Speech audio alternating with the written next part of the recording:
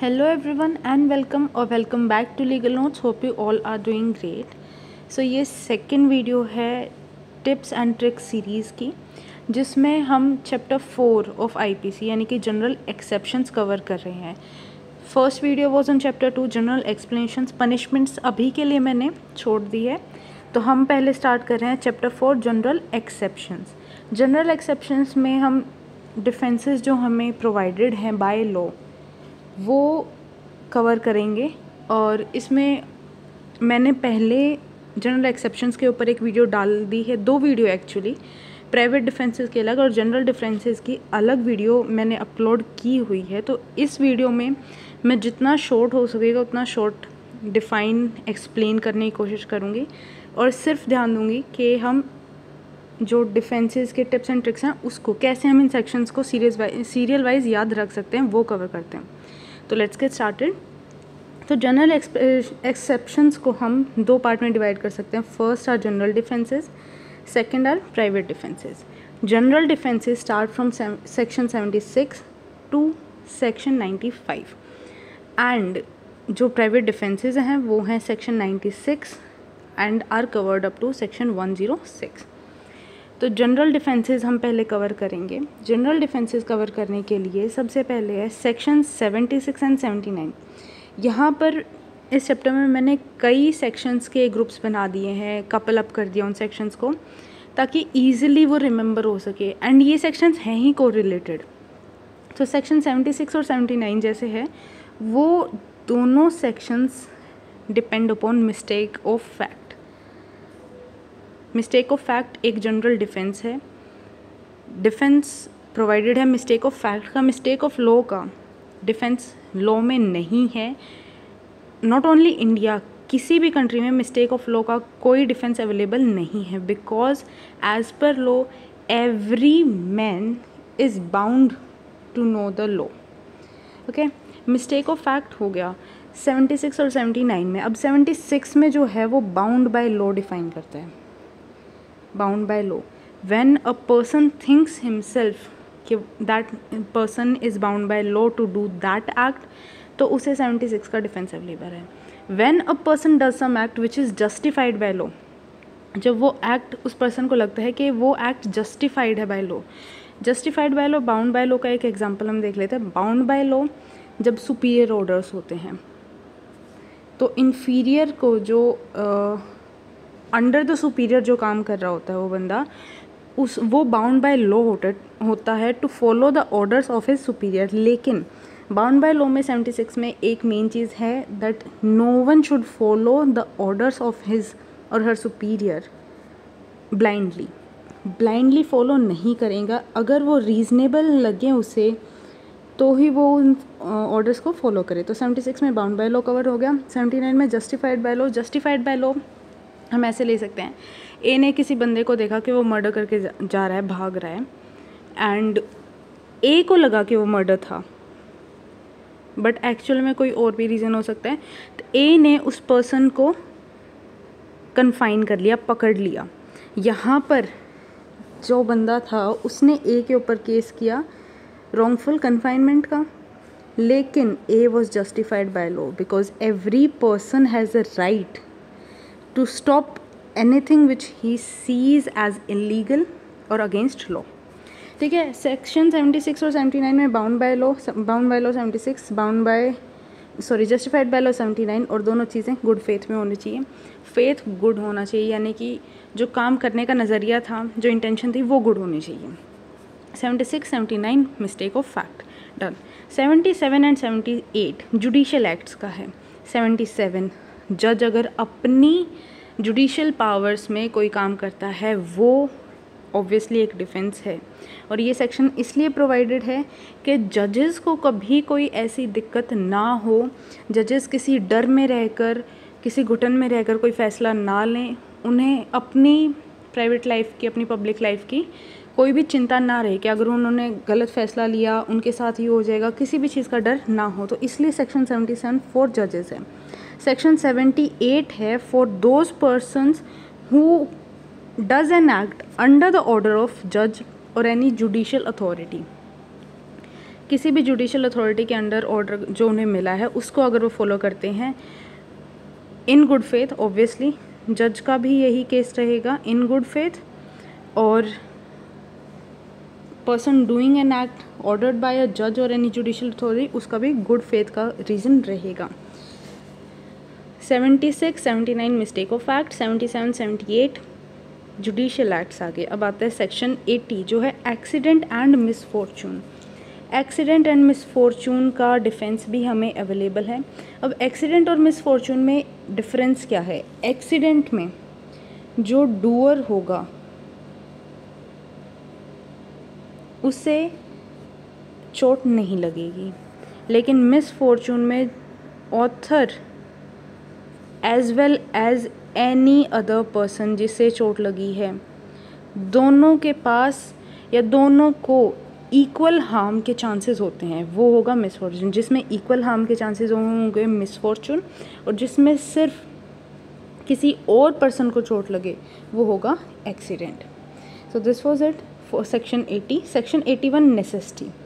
Necessity का defence भी available है अंडर लॉ कि वो मेरे लिए ज़रूरी हो गया था, लेकिन नेसेसिटी में एक चीज़ आती है जो है self preservation. Self preservation is never considered as a necessity.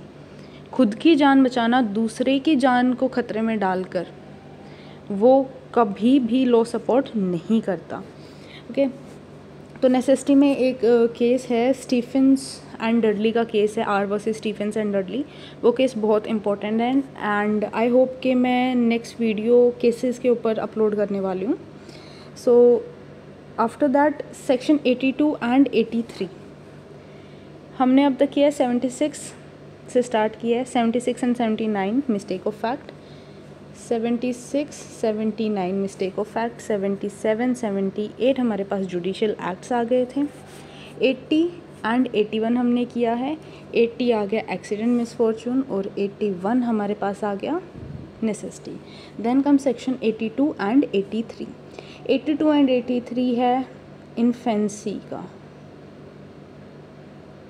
Infancy के नोट्स हैं 82 एंड 83 में। सॉरी, इन्फेंसी का डिफेंस है 82 एंड 83 में।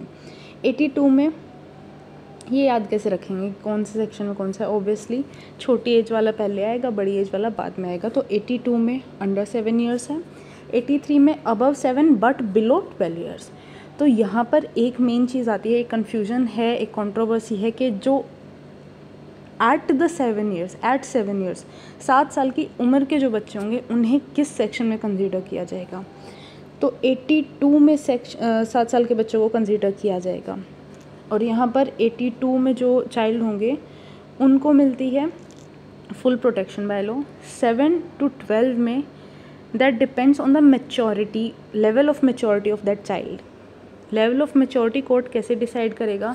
जो बच्चे की जिस तरह उसका बिहेवियर होगा in court, after commission of crime, before commission of that offence, during commission, वो सारी चीज़ें कंसीडर करके कोर्ट विल डिसाइड कि वो बच्चा लायबल है किसी डिफेंस के लिए या फिर for punishment he is liable. 82 and 83 complete. Then come section 84 unsound mind. अब 82, 83, 84, 85, 86 ये सारी चीज़ें आ जाती हैं जो कॉमन सी चीज़ हम समझते हैं, सबको पता होती है, तो ये तो बहुत इजीली याद रहने वाली चीज़ें हैं। 84 में आता है अनसाउंड माइंड। अगर कोई पागल कोई ऐसा एक्ट करता है, लेमन लैंग्वेज में हम अनसाउंड माइंड को पागल ही बोलते हैं, तो अगर कोई पागल ऐसा एक्ट करता है जिसके लिए हमें डिफेंस लेने की ज़रूरत है, तो क्या वो डिफेंस मायने रखेगा? हाँ, अपनी जान बचाने के लिए अगर हमें एक अनसाउंड माइंड के पर्सन को भी चोट पहुंचानी पड़े तो वो भी मान्य होगी कोर्ट में। Then comes 85 and 86 intoxication. अब 85 बात करता है इनवॉलेंट्री टॉक्सिकेशन की, यानी कि ज़ोर ज़बरदस्ती से जो इंटॉक्सिकेशन दी गई हो। 86 बात करता है वॉलेंट्री इंटॉक्सिकेशन। वॉलेंट्री इंटॉक्सिकेशन के केस में एक चीज़ बहुत देखी जाती है कि जो एक्ट था उसे करने के लिए एक पर्टिकुलर इंटेंट की ज़रूरत थी। उस एक्ट को करने के लिए पर्टिकुलर इंटेंट और पर्टिकुलर नॉलेज रिक्वायर्ड थी, तब वो एक्ट हो सकता था। और एक इतनी हाई लेवल की इंटॉक्सिकेशन में कोई पर्सन ऐसा एक्ट तभी कर सकता है जब वो पहले सोच चुका हो कि मुझे वो करना है। तो ये जो सेक्शन 86 है वो डिफेंस प्रोवाइड किन को नहीं करता। एक कॉमन नॉर्म है, सोच है लोगों की कि ड्रिंक करने के बाद या कुछ भी इंटॉक्सिकेटिंग थिंग्स लेने के बाद, एडमिनिस्टर करने के बाद उन्हें एक हिम्मत मिलती है, ताकत मिलती है, जिससे वो एक्ट करने में उन्हें आसानी होती है। तो 86 जो सेक्शन है वो स्पेशली उन्हीं के लिए एक बहुत बड़ा धक्का होता है, क्योंकि उन्हें लगता है कि उन्हें इंटॉक्सिकेशन का जो है डिफेंस प्रोवाइड हो जाएगा, लेकिन ऐसा नहीं है। और इनवॉलेंट्री इंटॉक्सिकेशन में तो बर्डन ऑफ प्रूफ ऑब्वियसली इस केस में, इन दोनों सेक्शंस में ऑन द अक्यूज्ड होता है। अक्यूज पे बर्डन ऑफ प्रूफ होगा। 85 में कुछ हद तक इजी होता है कि वो अपनी इनोसेंस प्रूव कर दे, लेकिन 86 में it is impossible to prove his innocence, because voluntary intoxication में बहुत ज़्यादा हद तक बियॉन्ड रीजनेबल डाउट प्रूव करना बहुत मुश्किल होता है 86 में। Then comes 87 and 94। 87 एंड 94 क्या कहते हैं? Act done in good faith plus in consent. ये जो सेक्शन है फ्रॉम 87 टू सेक्शन 94, ये सारे वो एक्ट्स हैं जो किसी के भले के लिए किए जाएं और उनकी कंसेंट के साथ हों। कुछ सेक्शन में कंसेंट ज़रूरी है, कुछ सेक्शंस में आगे हम पढ़ते हैं। सेक्शन 90 में मेन चीज़ है, हम 87 से नहीं, हम 90 से स्टार्ट करते हैं। Consent when not free. अब 90 में कहीं कंसेंट आईपीसी में डिफाइंड तो है नहीं, 90 में बस यूँ बताया है कि कंसेंट जब कुछ सर्कमस्टांसेस दिए हुए हैं, जैसे कि अंडर अनड्यू इन्फ्लुएंस और बाय फोर्स, कोएर्जन, ये सारी चीज़ें कंसेंट फ्री नहीं मानी जाएंगी। अगर ऐसे हालात में कंसेंट दिया जाता है तो वो कंसेंट रीज़नेबल नहीं होगा, वो कंसेंट मान्य नहीं होगा। तो इसलिए सेक्शन 90 की डेफिनेशन को, सेक्शन 90 की एक्सप्लेनेशन को ध्यान में रखते हुए हम 87 टू 94 में कंसेंट को कंसीडर करके चलते हैं। अब देखते हैं 87 से, 90 में हमने डेफिनेशन कर ली, 87 में आता है नो इंटेंट, कोई इंटेंट नहीं है, नो नॉलेज, नॉलेज नहीं है, टू कॉज डेथ, जान से मारने की कोई ना तो इंटेंशन है ना नॉलेज है, और साथ में उस पर्सन की कंसेंट भी है। तब अगर कोई एक्ट हो जाता है तो वो under 87 as a general defence है। For example A and B दो प्लेयर्स हैं, बेस्ट फ्रेंड्स हैं, and they are found of boxing. Boxing करते टाइम ए ने बी को एक ब्लो दिया जिसकी वजह से बी के हेड में इंटरनल ब्लीडिंग होगी, जिसकी वजह से उसकी डेथ हो गई। अब यहाँ पर ए की ना तो कोई इंटेंशन थी, ना ही उसे कोई नॉलेज थी कि खेल खेल में ऐसा भी हो सकता है उसकी डेथ कॉज करने की, प्लस बी की यहाँ कंसेंट थी कि वो दोनों एक दूसरे के साथ खेल रहे थे, मैच कर रहे थे, तो वो यहाँ पर अंडर 87 एक जनरल डिफेंस आ जाएगा। देन कम सेक्शन 88, यहाँ भी ना इंटेंशन थी ना नॉलेज थी, टू कॉज डेथ, और गुड फेथ में वो काम किया उस आदमी के बेनिफिट के लिए, प्लस में उसकी कंसेंट थी। ऐसे केस में सेक्शन 88 जो होगा वो डिफेंस प्रोवाइड करेगा। अब ये हम ले सकते हैं किसी भी डॉक्टर का केस, कोई डॉक्टर किसी पेशेंट के कंसेंट के साथ उसका अगर ऑपरेशन करता है, हालांकि उसे नॉलेज है कि इस ऑपरेशन में उसकी जान जा सकती है, लेकिन फिर भी वो ऑपरेट करते हैं, जैसे एक्सीडेंट के केसेस होते हैं, तो वहाँ पर सेक्शन 88 के अंदर उन डॉक्टर्स को ये डिफेंस प्रोवाइडेड है। सेक्शन 89 आता है गुड फेथ में कोई काम है, कंसेंट के साथ है, एक चाइल्ड या इंसेन पर्सन के लिए, किसी बच्चे या किसी अनसाउंड माइंड के पर्सन के लिए अगर कोई गुड फेथ में काम किया जा रहा है बाय देयर गार्डियन और with the consent of their guardian, तो फिर उसकी वजह से अगर उन्हें कोई गड़बड़ होती है उस एक्ट में, उस काम में, उन्हें कोई चोट पहुंचती है, तो यहाँ पर सेक्शन 89 उस पर्सन को या उस गार्डियन को डिफेंस प्रोवाइड करता है। Now come section 91। सेक्शन 91 क्या कहता है? Exception to 87, 88 and 89। 90 की एक्सेप्शन हो नहीं सकती क्योंकि 90 में हमने कंसेंट की डेफिनेशन पढ़ी है। तो 87, 88 और 89 में जो कंसेंट के साथ गुड फेथ में जो किसी दूसरे पर्सन के लिए काम किया गया है विदाउट एनी इंटेंशन ऑफ और नॉलेज टू कॉज डेथ, 91 उसके लिए एक्सेप्शन प्रोवाइड करता है। देन कम्स 92, गुड फेथ में काम हो रहा है, बिना कंसेंट के हो रहा है, पर आदमी की भलाई के लिए काम हो रहा है। ये केस में भी हम एक डॉक्टर का एग्जांपल ले सकते हैं। जब कोई ऐसा पेशेंट आता है जो कि कंसेंट देने की हालत में नहीं होता है, उस पर्सन को ऑपरेट करना नेसेसरी होता है, और वो डॉक्टर उस पर्सन को ये जानते हुए कि अगर ऑपरेशन किया तो जान जा भी सकती है और वो बच भी सकता है, उसके गुड फेथ में वो उसे बचाने के लिए ऑपरेट करता है, लेकिन दैट पेशेंट डाइज, तो यहाँ पर that doctor is provided a defence under section 92। Then come section 93, communication made in good faith. तो communication made in good faith होगा कि किसी की भलाई के लिए उसे कोई बात बताई जाए, लेकिन उस भलाई से अगर उसे सदमा लग के उसकी डेथ हो जाती है तो यहाँ पर बात बताने वाले की कोई गलती नहीं होगी। इसमें भी सेम आप एग्जांपल डॉक्टर का ले सकते हैं।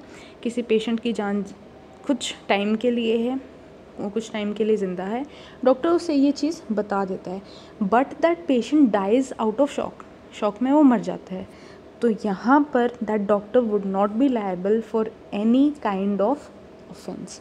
सेक्शन 93 हो गया। 94 कहता है person compelled by threats to do some act. अब ये चीज़ आ गई है 94 में, ये चीज़ कंपेल्ड बाय थ्रेट, ऑब्वियसली 90 के अंडर तो कवर होगी नहीं ये, क्योंकि 90 में बताया कि कंसेंट फ्री कब होगी, और बाय थ्रेट्स तो कंसेंट फ्री होगी नहीं। तो ये 94 सेक्शन जो है different from what we read under section 90। अब आता है सेक्शन 95। सेक्शन 95 है ट्रिफल्स का सेक्शन है। ट्रिफल्स क्या होते हैं? जो ट्रिवियल एक्ट्स होते हैं, जो छोटे मोटे जो एक्ट्स होते हैं जिसको एक common person of sound mind, एक नॉर्मल आदमी इग्नोर करते। तो ट्रिफल्स में एक बात है कि law doesn't govern trivial acts, law doesn't pay heed और pay attention to trivial acts. Trivial acts पे आम आदमी कोई भी ऐसा एक्ट करेगा ही नहीं कि वो कोर्ट में केस डालें। तो इसलिए 95 जो ट्रिफल्स को गवर्न करता है वो डिफेंस प्रोवाइड नहीं करता है। डिफेंस प्रोवाइड करता है उस पर्सन को जिसके अगेंस्ट कोई केस हो कोर्ट में ऑफ ट्रिवियल एक्ट्स। अब इसमें एक रूपम देओल वर्सेस KPS गिल का केस है। आई होप मैं केसेस को अलग वीडियो में ही डील करूं तो बेटर होगा, तो इसलिए यहाँ तक अभी हम कर चुके हैं। 95 तक हमारा हो गया है, ट्रिफल्स तक।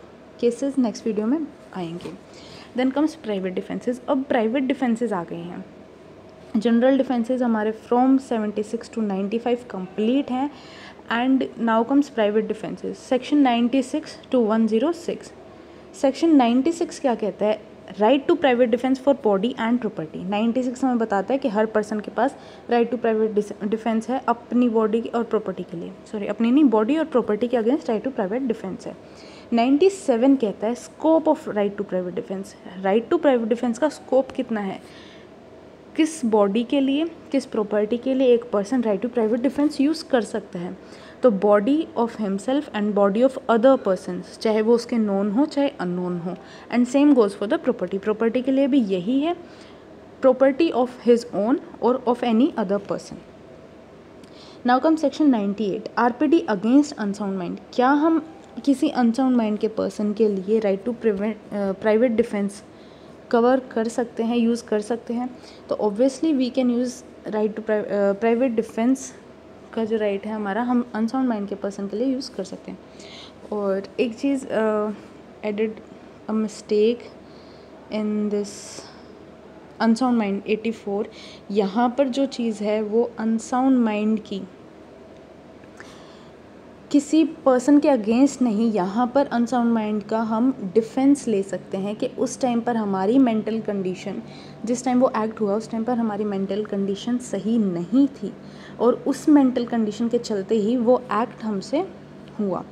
तो ये sorry that was a mistake, flow में बोला गया। तो 84 में अनसाउंड माइंड का खुद को बचाने के लिए, किसी पर्सन के अगेंस्ट यूज़ करना नहीं, खुद को बचाने के लिए यहाँ पर अनसाउंड माइंड का डिफेंस है। ओके, प्राइवेट डिफेंस, हाँ, so where we 98 99 comes exceptions when right to private defense can't be exercised. ऐसे कौन से sections हैं, ऐसे कौन से offenses हैं जहाँ पर private defense को हम exercise नहीं कर सकते हैं, section 99 में वो बताया गया है. और एक मेन चीज़ 96 to 106 जितने भी हम sections पढ़ेंगे 99 की जो exception है वो सारे sections पर लागू होगी. नाउ कम सेक्शन 100 103, ये बेसिकली 100 106 तक है. तो 100 कहता है causing death in exercise of right of private defence of body. तो देखिए यहाँ पे 100 101 एंड 102 जो है वो बॉडी के लिए हैं, वहीं 103 104 और 105 जो हैं वो प्रॉपर्टी के लिए हैं. तो इन एक्ट्स को, इन सेक्शंस को हम ऐसे ही सीरियल वाइज पढ़ेंगे. अगर 100 100 की बात की जाए तो 100 में दिया गया है कि अगर हमारी बॉडी को कोई ख़तरा हो तो हम right to private defence use कर सकते हैं up to extent of causing death. किसी की जान हम ले सकते हैं to save our own body. Then comes section 101. अब 100 में दे दिया डेथ कब को सकते हैं, 101 में दिया other harm then death. Death के अलावा ग्रीवियस हर्ट तक हम किस सिचुएशन में किस ऑफेंस के अगेंस्ट कॉज कर सकते हैं. 102 says when commences and comes to end. हमारा right to private defence against body कब स्टार्ट होता है और कब ख़त्म होता है, कहाँ तक वो राइट टू प्राइवेट डिफेंस हम एक्सरसाइज कर सकते हैं. नाउ कम सेक्शन 103, वो है प्रॉपर्टी के अगेंस्ट. वही है 103 भी, causing death in case of harm to our property. Property के लिए जब खतरा हमें लग रहा है तो हम कहाँ तक राइट टू प्राइवेट डिफेंस अपना यूज़ कर सकते हैं उस बंदे की डेथ कॉज करने के लिए. 104 कहता है डेथ के अलावा कोई और अगर हमें हार्म कॉज करना है तो किस सिचुएशन में हम यूज़ कर सकते हैं. और 105 कहता है right to private defence of property कब शुरू होता है, कब ख़त्म होता है. सो ये था 105 तक. सॉरी मैं इसमें 106 मेंशन करना भूल गई, लेकिन 106 में आता है कि अगर खुद के ऊपर किसी एक पर्सन है ए, उसके ऊपर एक मॉब ने हमला कर दिया. अब मॉब ने उसे इंजरीज़ पहुंचाई, उसने कुछ नहीं किया तब तक, लेकिन जब उसे यूं हो गया कि हाँ उस इंजरी से, उन इंजरीज से अगर उसने कुछ नहीं किया तो उसकी डेथ भी कॉज हो सकती है. That person Fyers a pistol और वो ये नहीं देखता उसके आसपास कौन है कौन नहीं, बस खुद की जान बचाने के लिए उसने एक हवाई फायर जो हम बोलते हैं, उसने हवाई फायर किया और वो जो बुलेट थी बाय चांस, बाय मिस्टेक एक पास में खड़ी एक औरत को लग गया. अब यहाँ पर वो औरत उस मॉब का पार्ट नहीं थी, लेकिन अगर उसे यूँ लग रहा था कि उसे नॉलेज थी कि आसपास खड़े लोगों को भी वो गन जो है उससे हार्म हो सकता है, उससे इंजरी हो सकती है, लेकिन फिर भी उसने वो फायर किया, तो यहाँ पर उसे प्रोटेक्शन है 106 की. 106 कहता है right of private defence against deadly assault when there is risk of harm to innocent person. अब असॉल्ट उसकी हो रही है, उसे पता है रिस्क है इनोसेंट पर्सन की लाइफ को भी, उसकी जान को भी, लेकिन वो उसे खुद को बचाने के लिए ऐसा करना पड़ेगा. That comes under the defence of 106. So this was all for today's video and I hope you do like it. और अगर आपको पसंद आई हो तो लाइक, शेयर और कमेंट करना ना भूलें. कमेंट करके मुझे बताइए वीडियो आपको कैसी लगी. And I hope next videos भी जल्दी आएंगी और मैं केस लॉज की भी अपलोड करूँगी. Have a good day. Bye bye.